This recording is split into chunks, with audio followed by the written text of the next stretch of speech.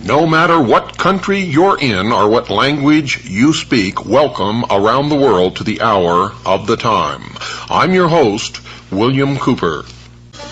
Tonight, folks, I come to you with a heavy heart. For another one, actually two of my predictions, one has come true, one is about to come true. The one that has come true involved the loss of life and the injury of over 500 people. The one that, of course, I'm talking about the bombing of the World Trade Center in New York City. As far back as 1989 and ever since, I've been predicting major terrorist attacks upon the United States. The primary number one target, New York City. I've said it so many times, and so many people attending my lectures, listening to my broadcast, and who have read my book are familiar with it. I never enjoy being right when it involves the loss of life and human injury. Nevertheless, it is another chalk mark on the board, and I remain the most accurate predictor of future world events in the history of the world. The one that is about to come true and has not yet is the prediction that I made that the United States would send troops to Yugoslavia. And it appears that that is going to happen in the very near future. Anyway, we will see, won't we? As we move into the New World Order, and all of these events are planned to take us directly into one world totalitarian socialist government. To all those people in the city of New York who lost relatives or who had friends or relatives that were injured, I offer you my deepest compassion, sympathy, and I wish that I could tell you that that was the end of it. But I can tell you that it is only the beginning. Unless people wake up, it will escalate, and there will be more. Don't forget, folks, Monday, March 15th, 8 p.m., Lafayette Hotel, 2223 El Cajon Boulevard in San Diego. I'll be there. I'll be giving a 3-hour presentation entitled The Sacrificed King, on the assassination of President John F. Kennedy. I will connect it directly to the occult worship of Mystery Babylon, the secret societies, and specifically to the Scottish Rite of Freemasonry, which really is just the outward form of the old Knights Templar. And I also have reason to believe, that the Sovereign and Military Order of the Knights of Malta was involved, which is just another branch of the old Templar order. So make sure that you're there. $40 is the admission fee. Unless you're a CAGI member, then the admission fee is $30. I managed to negotiate a 25% discount with the people who are putting this on and who have invited me to speak. If you're not a CAGI member, you can purchase advance tickets at the Controversial Bookstore in San Diego. If you are a CAGI member, you must buy your tickets at the event. That's the only way that we can get you the discount. If you'd like information on this whole conference, it's lasts the whole weekend. There's a lot of Looney Tunes stuff going on there. There are some good speakers. My workshop is Monday night, the last one of the whole conference, and it's not a workshop ticket, so it's a set event altogether. But you can call and find out about the whole thing, just in case you want to go and spend the whole weekend. Call area code 619-492-8588. That's 619-492-8588. And we still need donations to pay for this airtime, folks. Come on, get out your checkbooks and your money orders and help us out here. Send your donation to Stan and make the checks or money orders out to WWCR, not to me. I don't want your money. It goes to pay for airtime. That's it, period. Send them to Stan, P.O. Box 889, Camp Verde, Arizona, 86322. That's Stan, P.O. Box 889, Camp Verde, Arizona, 86322. Tell him Bill sent you.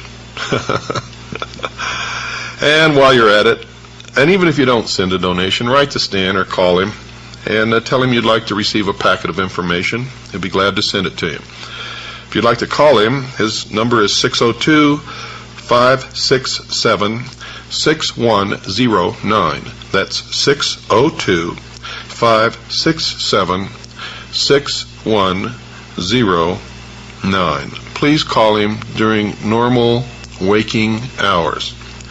Stan's getting up there and he likes to get his sleep, and I don't blame him. So please don't call him late in the evening or late at night.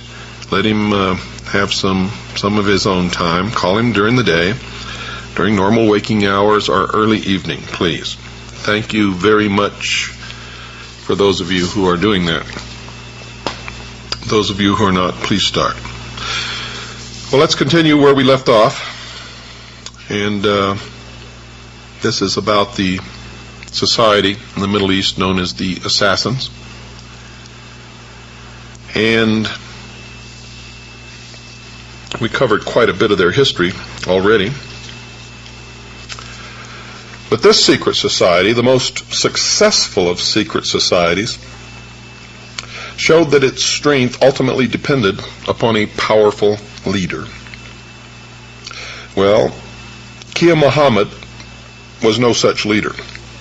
And little by little it became obvious that his own son, Hassan the Hated, was the stronger personality. Now remember, Kia Muhammad was the old man of the mountain, and the mountain lair was called the Eagle's Nest. Now Hassan, through some magnetic power, was able to capture the imagination of the assassins, soon having it believed that he himself was none other than the power of all powers, the hidden Imam, who had been mentioned by the first Grand Master, an incarnation of all greatness.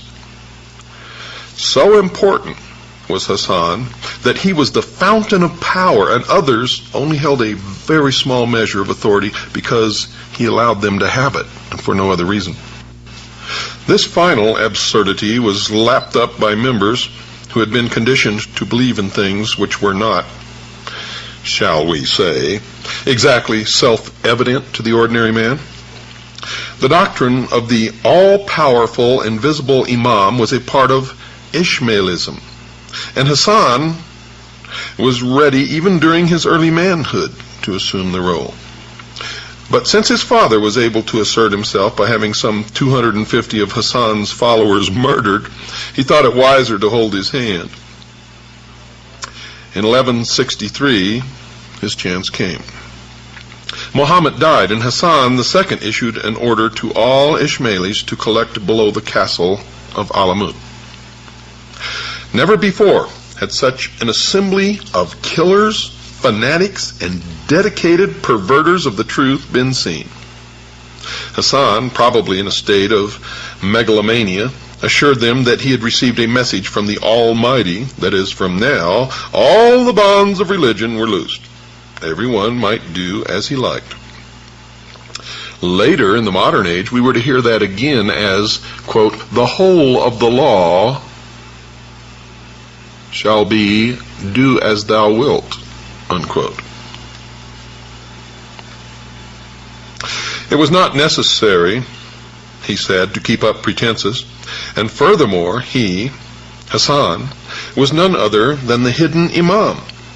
His word was law, and he was a form of the divinity, not merely relaying instructions from above, but the divinity.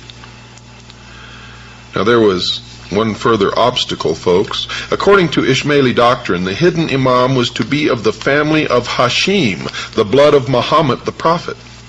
Such descendants were known and revered, and it was common knowledge that Hassan too was not one of them. He overcame this difficulty by stating that he was not in fact a true son of Kia Muhammad the Persian, but an adopted child of the Caliphal family of Egypt. This pretense was carried on for 4 years, during which the crazed Hassan showed that he was not as mad as he might have been by consolidating quite efficiently the power of the cult. Eventually, he was assassinated by his brother-in-law, Namwar the Famous. Now the father-to-son succession seemed to be established. Muhammad II, son of Hassan II, began the cultivation of letters and sciences, which was to distinguish successive grandmasters of the order. It was a conceit of his in the time of the greatest flowering of Persian literature that he was supreme among poets and philosophers. He used his assassins also to drive this point well home. The Imam Razi, one of the greatest thinkers of the time, refused to acknowledge the assassins as the most advanced theologians, so Muhammad II sent an envoy to him promising either a swift death by dagger or a pension of several thousand gold pieces a year. Suddenly, oh yes, suddenly, the learned Imam's discourses seemed to lose their bite. One day soon afterwards, he was asked why he did not attack the assassins as of old. "Because," said the old man with a nervous glance around the assembly where a murderer might lurk, "their arguments are so sharp and pointed," and indeed they were.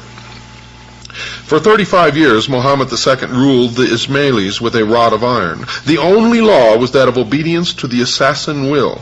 The observances of ritual Islam were abolished. A new star had risen, remember that star? A power to stiffen resistance to crusader penetration. Saladin, who was to become an implacable foe of the assassins. The Syrian branch of the cult grew in power, while the activities of the Eastern assassins were carried out much more quietly, with missionaries being sent to India, Afghanistan, even the remote Pamir Mountains which straddle China and Russia, where even today adherents of the sect are to be found. Saladin had overcome the other Ismaili branch, the original home of assassin Egypt, and restored the true faith to the people of the Nile. He now had enough booty for 10 years' war against the Crusaders in Palestine and troops to spare. His first task was to unify the forces of Islam, and this he determined to do by force, if necessary. Sinan, ancient of the assassin cult in Syria, decided to oppose this terrible enemy of the Fatimites. 3 assassins fell upon Saladin and nearly killed him. This made the sect a priority target for the Saracen chief. The old man of the mountain, for his part, who was now Muhammad II, now unleashed a succession of fanatics in every kind of disguise upon Saladin. And by 1176, Saladin decided that an end must be put to the cult. He invaded their territory and started to lay it waste when the assassin chief offered him freedom of action to fight the Crusaders and no further attempt upon his life, if the cult were spared. Now, these terms were agreed to, and henceforth no assassin ever again attempted to molest Sultan Saladin. This period introduces Sinan as yet another strange and terrible assassin leader, for he had decided that he was the incarnation of all power and deity, and that he would live the part. Sinan was never seen to eat or drink, sleep, or even to spit. Now, can you imagine this? A living human being, never seen to eat or drink, sleep, or even to spit. Between sunrise and sunset, he stood on a pinnacle of rock, dressed in a hair shirt, and preached his own power and glory to delighted assassins. Have you ever worn a hair shirt? Have you ever stood on a pinnacle of rock between sunrise and sunset? I mean, every sunrise and sunset? And wearing a hair shirt every sunrise and sunset? Well, folks, this is historic fact. This is not something that someone made up.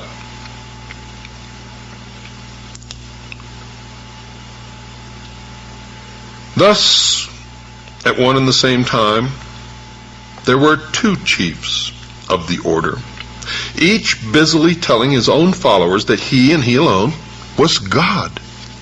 Hassan in Persia, Sinan in Syria, each commanded legions of devoted killers, all committed by oath to follow his path.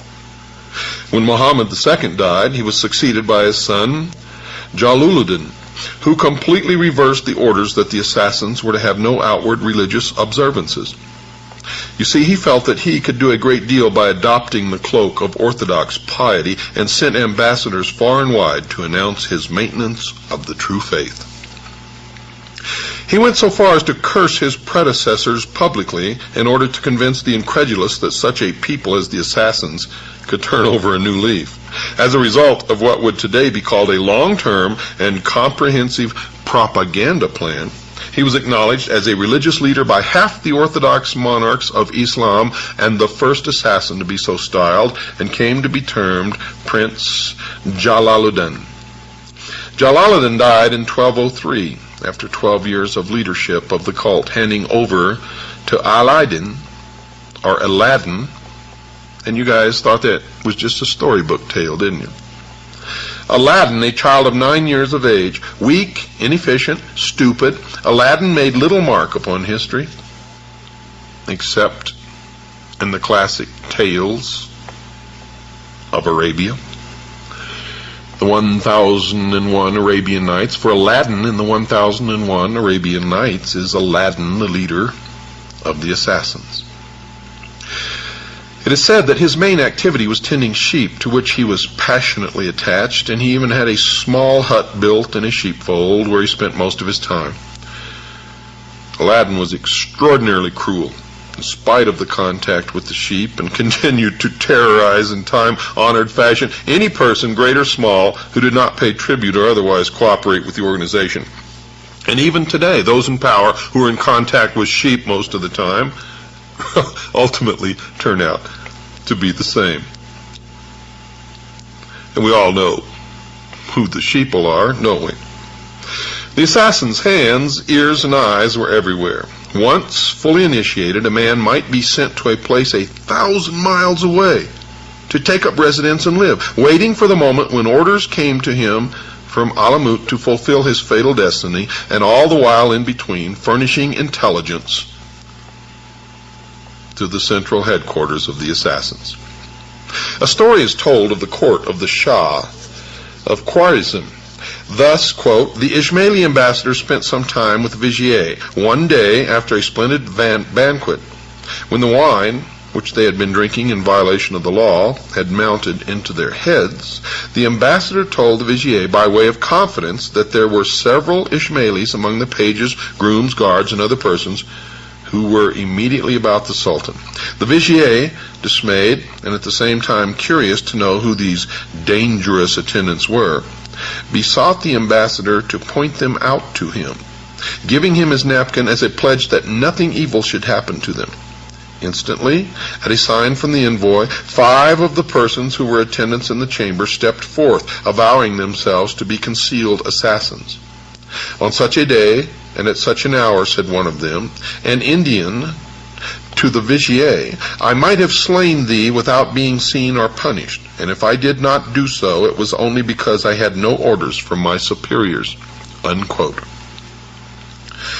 The vizier, of course, begged for his life, but word got to the Sultan, who ordered the assassins to be apprehended and burned alive, and the 5 chamberlains were cast on the flaming pyre, where they died exulting at being found worthy to suffer in the service of the great sheik of the mountain. So powerful was their devotion to the cult.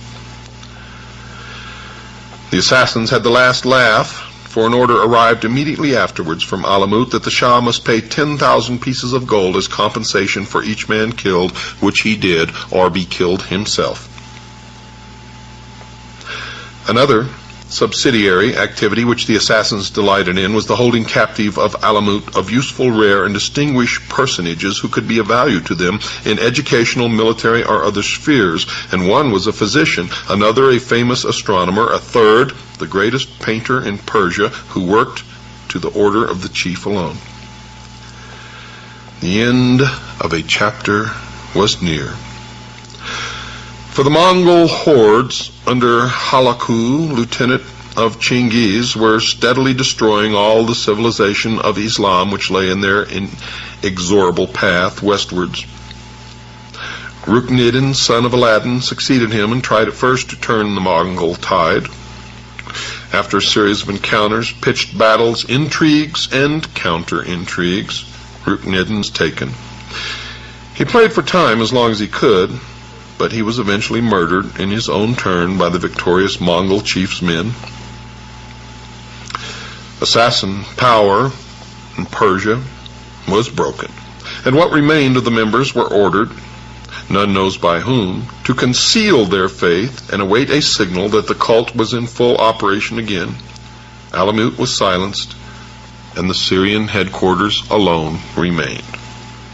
And if it had not been for the refusal of the Christian kings in Europe to send ambassadors to make a treaty for a new crusade with the Mongol horde, then all of Islam would have been decimated. But it was not. For the Christian kings, even though they would have liked to regain their foothold in the Middle East, had problems of their own and ignored the Mongol emissaries. It was a long time until the Mamluk Sultan of Egypt was able to overcome the Mongol thrust. In 1260, however, he carried the banners of Islam victoriously against them and restored the fortress of Alamut and other properties to the assassins, who were strongly surviving underground.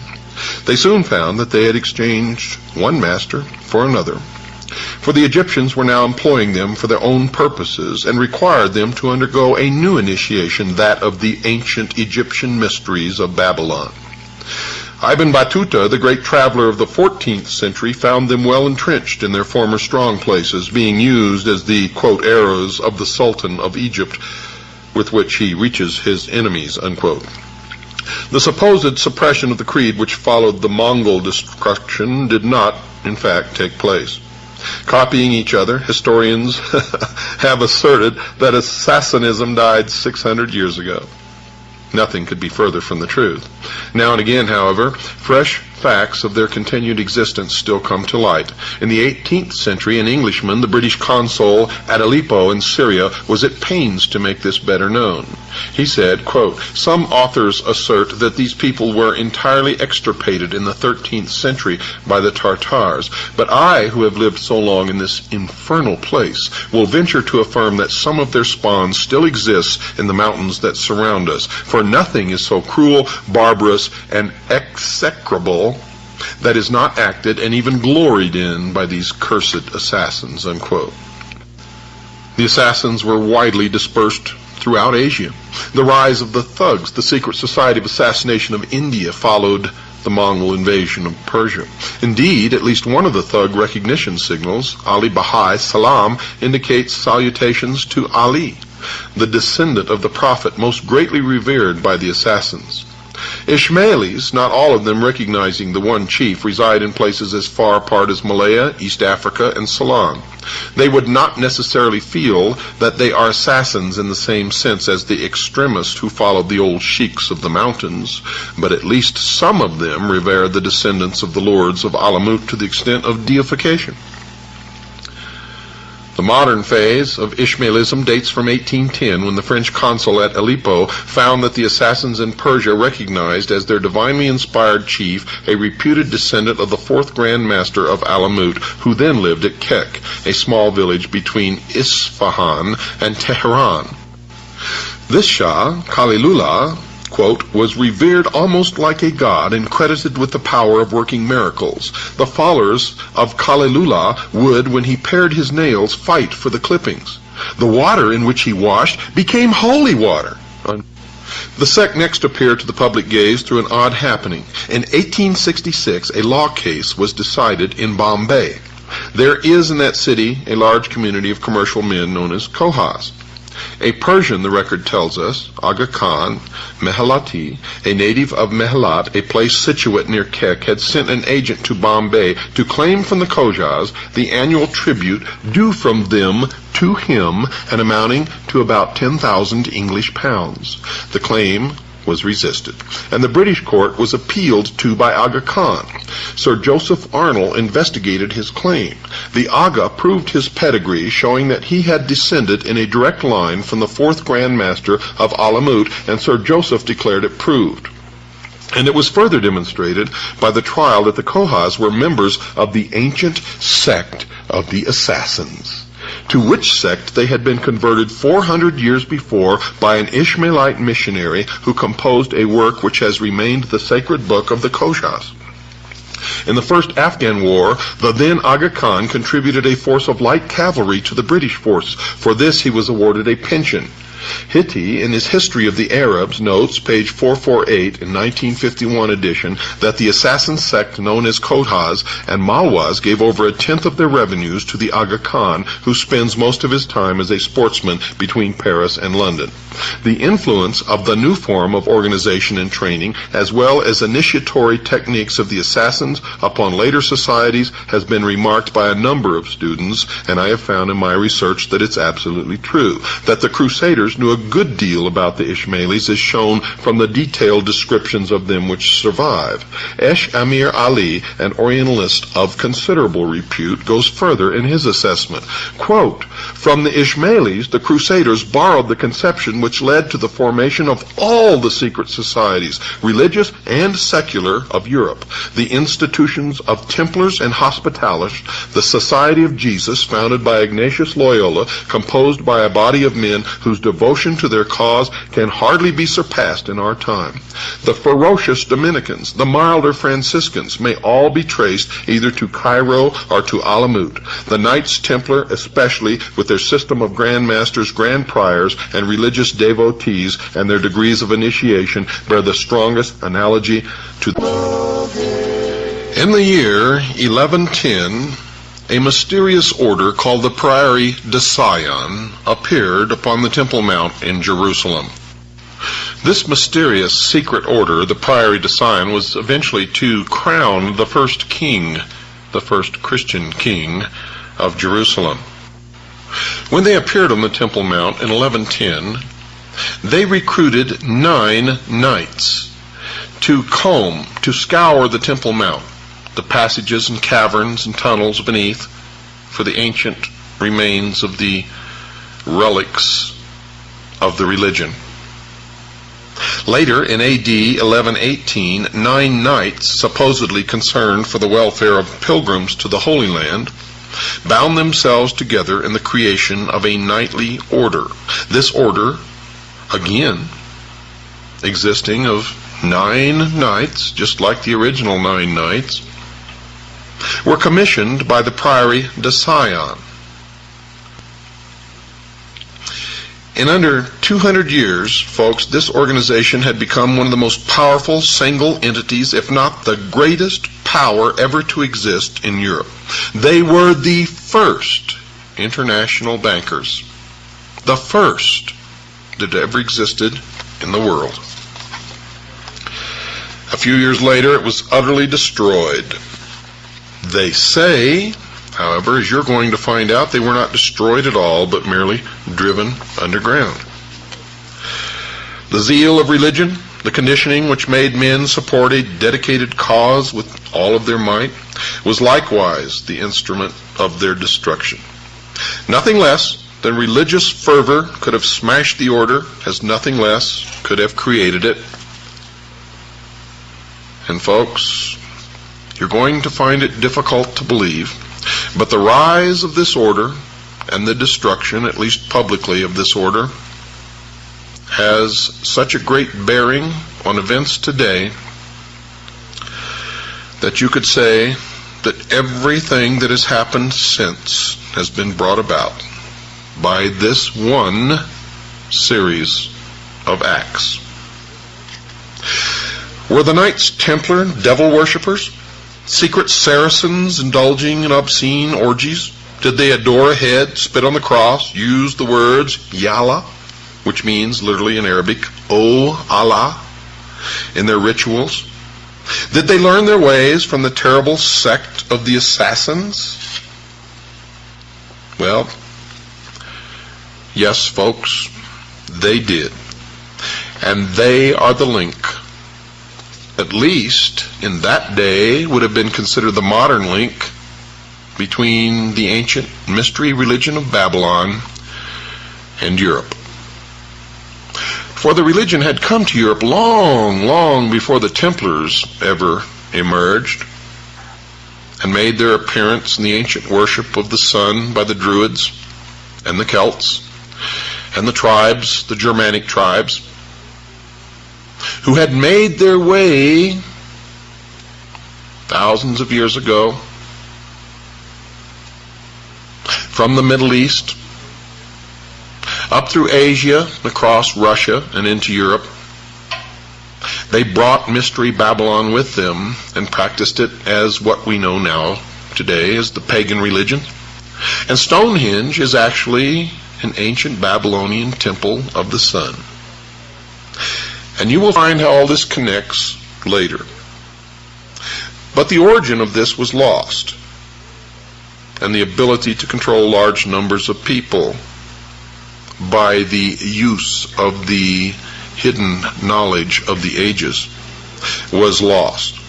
It wasn't until the Knights Templar bought and brought the mystery religion of Babylon to Europe that the ancient worship of the sun again took hold amongst the Christian countries in the guise of Christianity, which was itself, at that time, I'm not talking about the teachings of Christ now, I'm talking about the perversion of the teachings of Christ, the melding of the teachings of Christ with the ancient worship of the sun, the mystery religion of Babylon, which became the Catholic Church, was indeed another branch of the ancient mystery religion of Babylon. Now, some of you out there may be confused on all of this. If you've been listening from the beginning of this series, then you're right on target. You're not confused. You know exactly what I'm talking about. If you've picked up this series somewhere in the middle, then you need to call Stan and order the studio quality tapes. They're in stereo. They're on TDK tapes. They are first quality tapes and crystal clear. You need to order this series from the first tape, the very first. And that was broadcast on February the 12th, I believe, a Friday. But anyway, Stan will know. Give him a call at 602-567-6109. That's 602-567-6109. Or write to Stan and ask him for an information packet at P.O. Box 889, Camp Verde, Arizona, 86322. That's P.O. Box 889, Camp Verde, Arizona, 86322.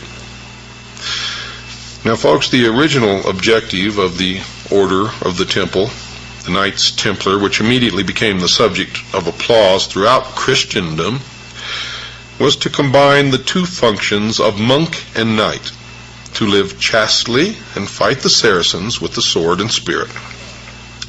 The sweet Mother of God, at least outwardly they say, was chosen as their patroness, and they bound themselves to live in accordance with the rules of St. Augustine, electing as their first leader Hugh de Payens. Now, King Baldwin II granted them a part of his palace to live in and gave them a grant towards their upkeep. Now, the part of the palace that they lived in was actually an ancient mosque, which was built upon the actual location of the old Temple of Solomon on the Temple Mount in Jerusalem. The Knights Templar vowed to consecrate their swords, arms, strength, and lives to the defense of the mysteries of the Christian faith, to pay complete and utter obedience to the orders of the Grand Master, to fight whenever commanded, regardless of perils, for the faith of Christ as they understood it. Among the vows taken were those which forbade their yielding even a foot of land to the enemy, whoever the enemy was, and not to retreat, even if attacked, in the proportion of 3-to-1. They chose the name Militia Templi, soldiers of the temple, after the temple supposedly built by Solomon in Jerusalem, near which they had been assigned quarters by the king, but in reality had nothing to do with the Temple of Solomon. Some say that the Templars derived their idea of their order from that of the Hospitallers, who looked after Catholic pilgrims to Palestine, for there was little hospitality to be had from the native Orthodox Christians of those parts. Others hold that there was an even older order from which they received their inspiration. No reliable evidence on this point is, however, available according to the, quote, establishment, unquote, historians, although for those who really research the true history of the secret orders, and specifically the Knights Templars, there's a direct connection to the assassins and the Rosh Hashanah. Although the Templars were so poor that 2 men had to share a horse, they say, but that is not true at all, and their seal commemorated this decades after they became one of the richest communities of their time, they soon attracted favorable notice and support. Now, the 2 knights riding the horse was a symbol of sacrifice. It denoted their vows of poverty. In truth, each knight not only had a horse, but he had what they called a yeoman. He had a spare horse, he had a pack horse, and he had several horses in reserve, and a whole train of servants. But the Knights Templar were the first true, as we know it, in modern times. In modern times, there were others before, but they are the first true in modern times. By modern, I say, from the time that Europe escaped from the old tribal paganism. In other words, in the year 1110, I consider that the beginning of the modern age, although historians may disagree with me. It's the beginning of everything that's ever happened since, and everything that's happening today can be traced right to the door of the Knights Templar. And that's why I say that. They were the first modern order to practice what we now know as true communism. They were the ones who brought international socialism into Europe, which has always been the tenet and the creed of the mystery religion of Babylon.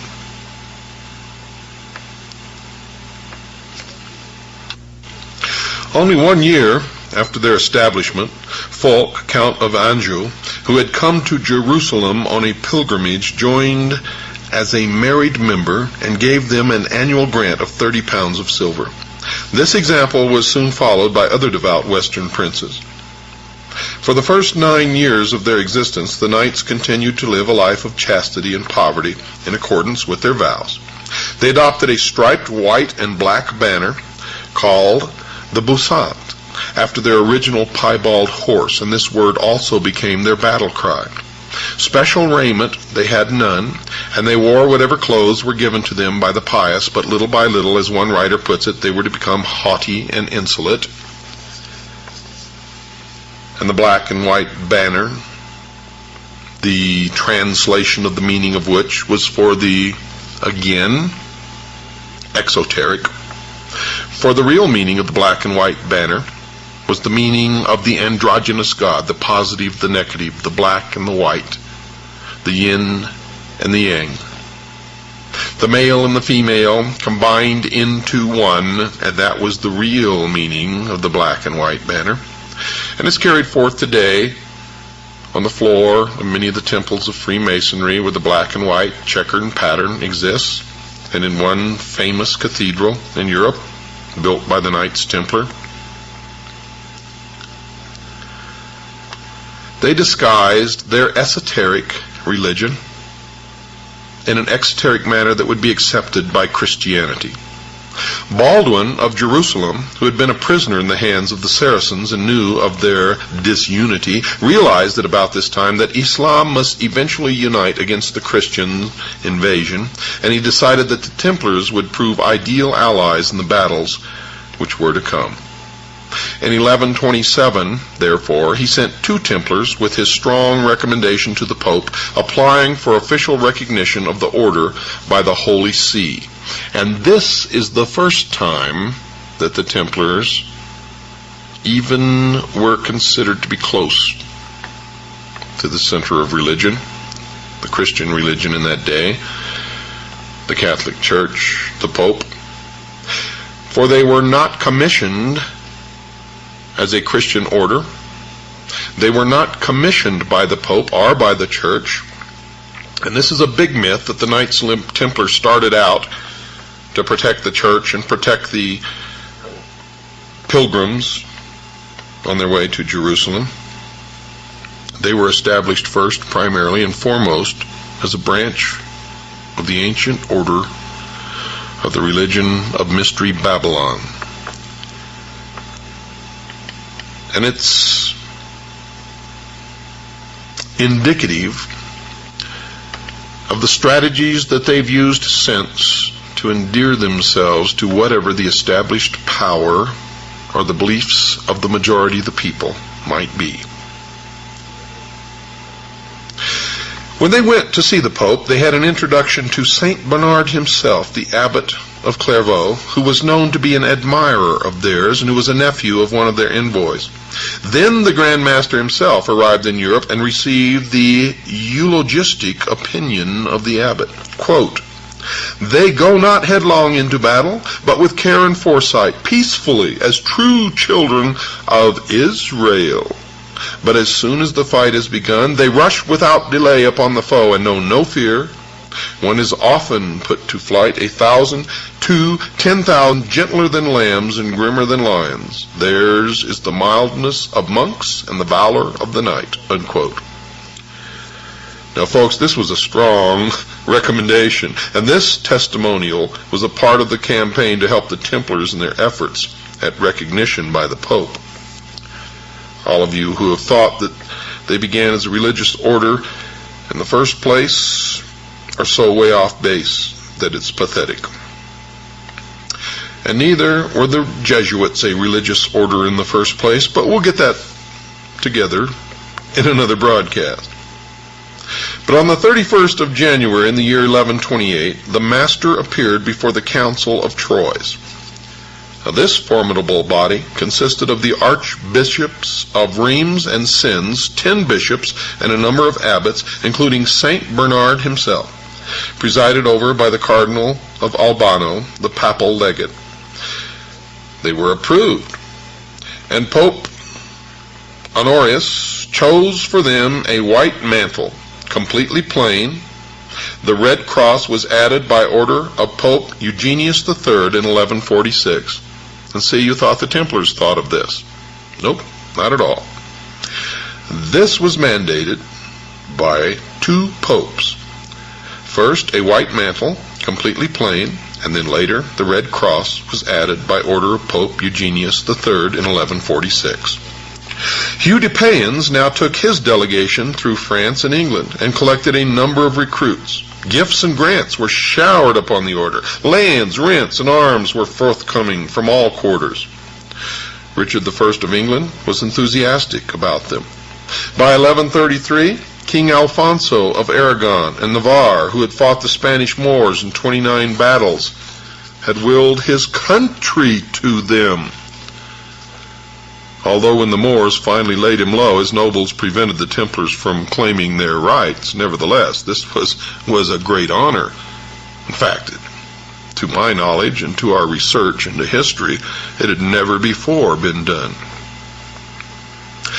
In 1129, the Master, accompanied by 300 knights recruited from the noblest houses of Europe, led a huge train of pilgrims to the Holy Land.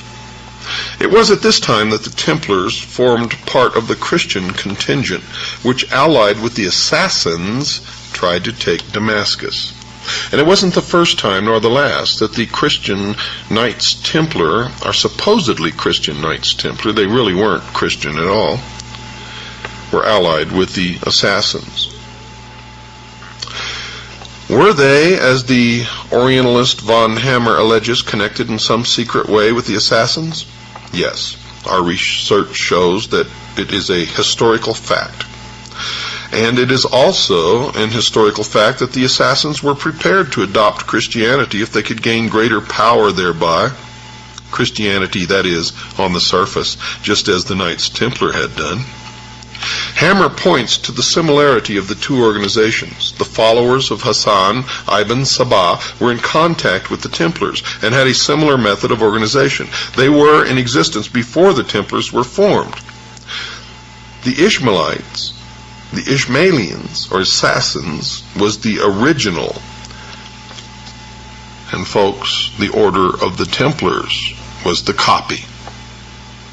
The balance of Western opinion is against this contention, more particularly because one feels from wide reading of historians great sympathy is felt for the cruelly treated and arbitrarily disposed Templars. Thus, Kitely, who made a close study of the order, attacks those who would claim that the Templars were an assassin branch, but when you do research into the associations and memberships of Kitely, you'll find that Kitely was himself a Knight Templar.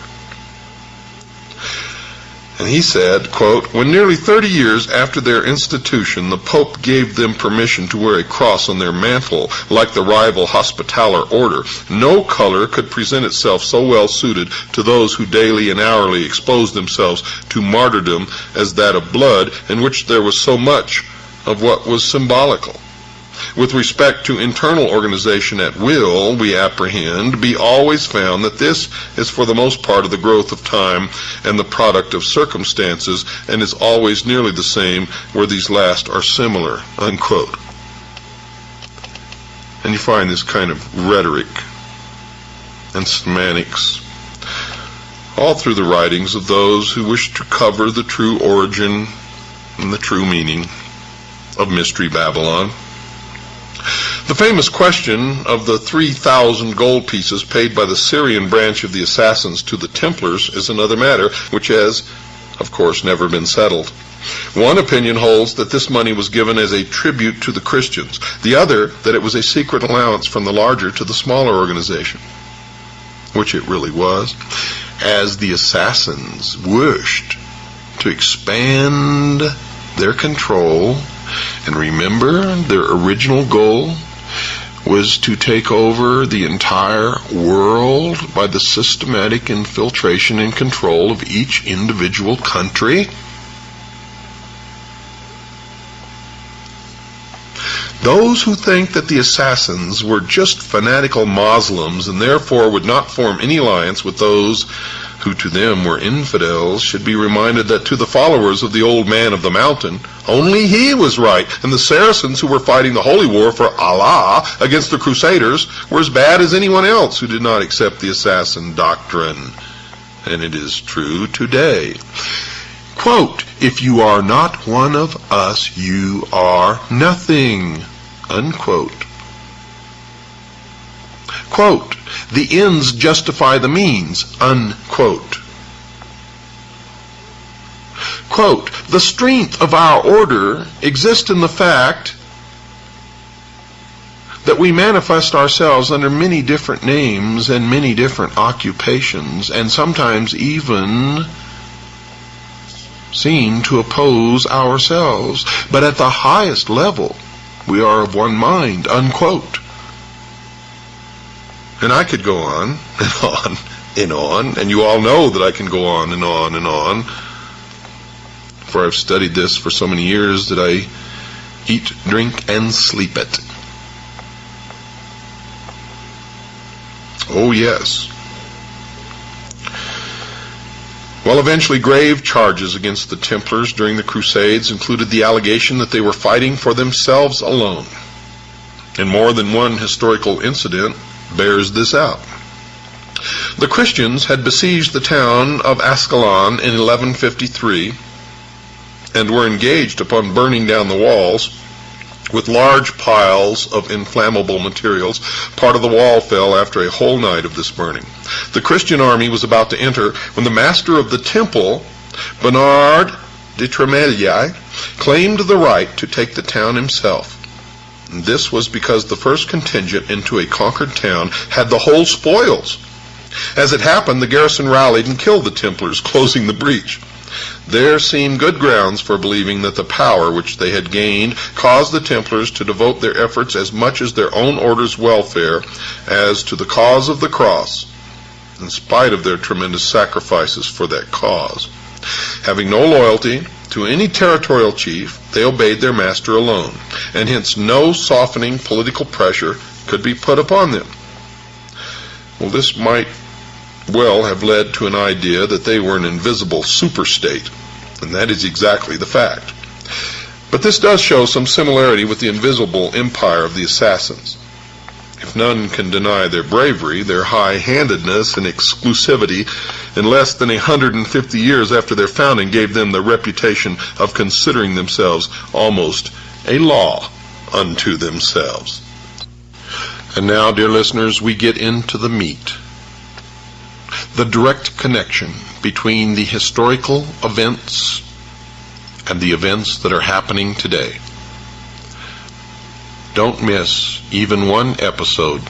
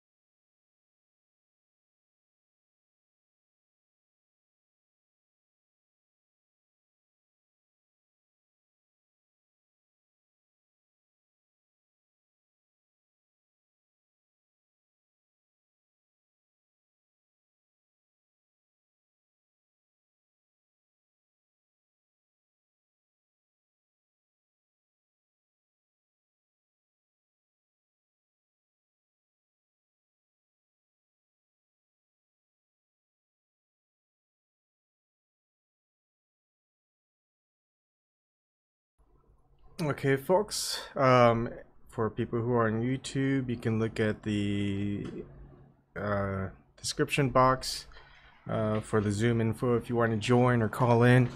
For those who are watching on DLive, you guys can go ahead and I commented, so you guys can join in if you wanted to as well. There really isn't too much to talk about on this subject. If anyone wants to come in, they may. I think I'm just gonna kind of go into the next on topic. I do know James is on. I don't know if he's just doing a monologue, but it's just gonna be on the Bilderberg group on topic session, and also Anthony Bourdain and just media conspiracy in general. So I think those are going to be more suitable topics for today. And so I'll go ahead and wait a little bit, see if anyone wants to join in on this particular episode of Hour of the Time. It's just kind of more of a historical reading, and just people don't know. It's kind of origins. I mean, assassins occur, the Templars, you get the one story, the historical context that we see in movies and in, I guess, fictional books, and then you get the actual historical record given in this episode, and you'll see that they're quite vastly different. Yes, Well, what are we to believe? Are we to believe the movies and media, or are we to believe the fiction books, or are we to believe historical records? I don't know. You know, fiction. All right. So without further ado, you guys can keep watching. You'll see me off, and then you'll see me on again in maybe like 3 to 5 minutes with the new on topic. And then if it looks like Man to Talk with James is still going, people can switch over there. All right. I'll see you guys in a few minutes.